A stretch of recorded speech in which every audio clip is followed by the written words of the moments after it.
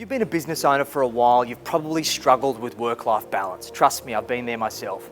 Today I'm going to be going through 3 simple strategies that's going to help you win back your time and have a better work-life balance so you can get back to all those things that you once enjoyed. So let's get into it. So work-life balance as a business owner can sometimes be really tough. I'm sure you can relate to working 70, 80 hours a week, 7 days, and ultimately trading that time for money and sacrificing all of the things that you once really enjoyed, whether it be time with your family, time with your friends, the hobbies that you used to be really interested in, that you had to give away in pursuit of your business goals. And it can be really, really tough if we don't have that work-life balance, because the reality is that we're burning the candle at both ends. One of the things that really frustrates me right now is this hustle movement.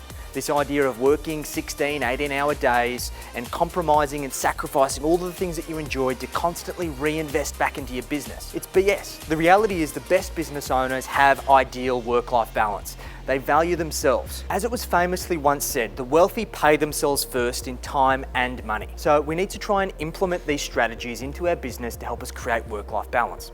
So strategy number 1 is use your diary as a time management tool. Many business owners fall into the trap of just constantly allowing people to dictate and rule their time. I've created a strategy of using my diary as a source of truth that essentially becomes gospel, and I follow it religiously. My diary is structured to allow me to block out time for my client meetings, for my team meetings, for business development and my personal time, and I use color codes to allow me to manage that time effectively, so I make sure I have time blocked out in advance for key things in my lifestyle. The strategy that I use is what's referred to as the boulders, the rocks and the pebbles strategy, meaning that the boulders in my life are my personal objectives and the way that I reward myself. This is my holidays and my getaways with my partner, my personal hobbies and pursuits, blocking out personal time to do the things that I really enjoy. And in my diary, I categorize them as green. I then look at the rocks, and the rocks are the big things that are going to allow me to work on my business to push it forwards. The reality is your business is a vehicle to allow you to achieve the lifestyle that you desire. So we need to have the rocks there to help us to continue to grow and scale our business to achieve our goals. And the pebbles are the small things that are going to allow us to work to achieving the rocks.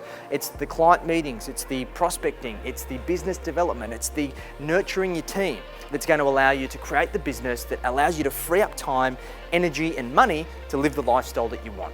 So use your diary as a really valuable tool to dictate your time. 2, commit to your promises. If you block out time in your diary for things that are going to add value to you, a date night with your partner, blocking out weekends to spend time with your kids, going on a holiday getaway, don't override it with business-related activity. One of my mentors once said to me that we always make best use of the time that we have available. So stick to the time that you've set and make sure that you make time of the time that you have available work for you in your business. If you feel like you're pushed to the limit, then just try and optimize and create systems that allow you to free up time and work more efficiently. I guarantee that if I gave you 4 hours to do a task, you'd probably take the entire 4 hours to do it.